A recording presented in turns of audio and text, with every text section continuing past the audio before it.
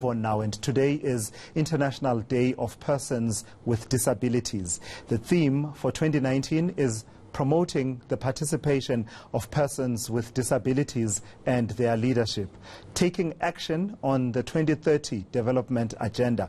Mouthful there, but we'll unpack it in a moment. So we are joined in studio then by Lydia Pretorius from the Department of Social Development and Sign Language Interpreter, Elva Boyce. Thank you so much for coming through, Lydia and Elva. So this day focuses on things such as inclusion in our society of people with disabilities.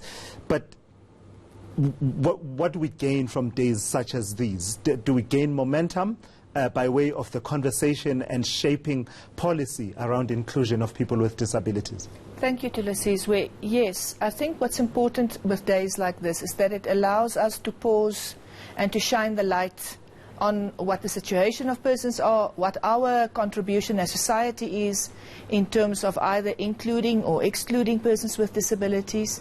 And because it allows us that moment of pause and highlighting these issues, Cabinet in 2013 decided to actually start the day on the 3rd of November, to give the country a month in terms of the build-up in which we are able to reflect, to give clear messages and to engage with society around what we can do as society, and to also inform persons with disabilities around issues around their rights, what kind of provisions are there, and what they do if these things are not met. So when we pause and we reflect on the kind of country that South Africa is for people living with people with disabilities, what kind of a country is it? I mean, a constitutional democracy on paper, at least. Everyone is equal before the law and has the right to equal protection of the law and the opportunities and rights attendant thereto. But is that lived reality? I think if we want to do justice to that question, we need to acknowledge that the situation is not the same for all persons with disabilities. Race, gender, age, where you live, with whom you live, your socio-economic status, your sexual orientation, all these intersectionalities impact on your lived experience, also your type of impairment. So typically when we think of disabled people, we think of people in wheelchairs, we think of people using sign language, we think of people using guide dogs or white canes. And communicating through Braille. What we've really tried to do this year, as well as the previous few years, is to say, but it's more than that. There are people that have dyslexia. There are people who are autistic. There are people who have psychosocial disabilities. And these are invisible disabilities. Sure. So we don't necessarily see them immediately.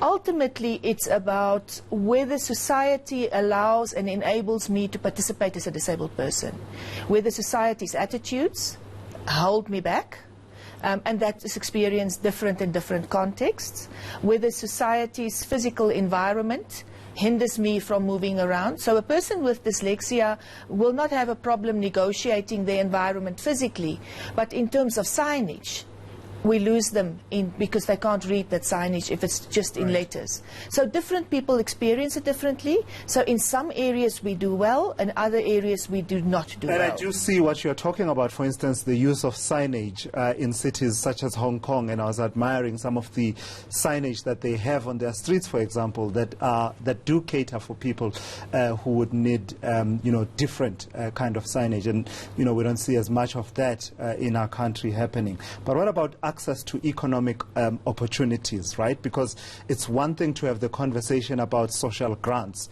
but actually many people with disabilities are actually very able to carry on work, but the opportunities don't seem to be opened unless the situation is changing.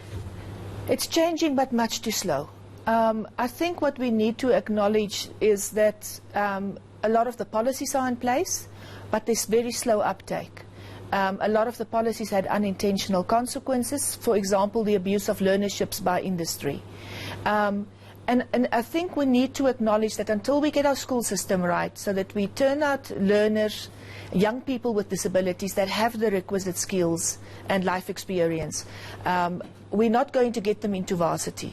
So a lot has happened in the post-school system, education system to accommodate students with disabilities much better. But if we don't get them through school, we're not getting them into university. Similarly with the economy, if people don't have the skills, if they're unable to negotiate their environments, if they're unable to access websites that provide information, then they are unable to participate in the economy. On top of that, then the attitudes. People would often can choose between doing business with a company owned by disabled people and doing business with a company not owned by them. And people tend to go to what they know and what's similar to them. So disability is very much in the same environment as our race transformation agenda, our gender transformation agenda. It's just that a lot of disabled people also have the race and the gender agenda on top of their disability. Sure. Thank you so much for coming through, Lydia Pretorius, and giving us those insights. Absolutely important conversation there. And we were joined by Elva Boyce. Thank you, Elva, for joining us as well here on ENCA. You are